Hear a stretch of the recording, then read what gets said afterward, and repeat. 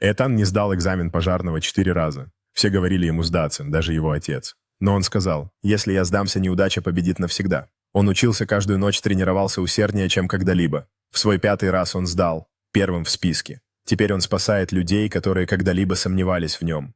Вы никогда по-настоящему не терпите поражения, пока не перестанете пытаться.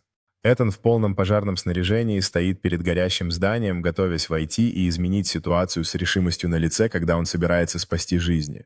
В ближнем плане Этан помогает ребенку выбраться из задымленного здания, оба выглядят облегченно и благодарно, подчеркивая момент храбрости и героизма.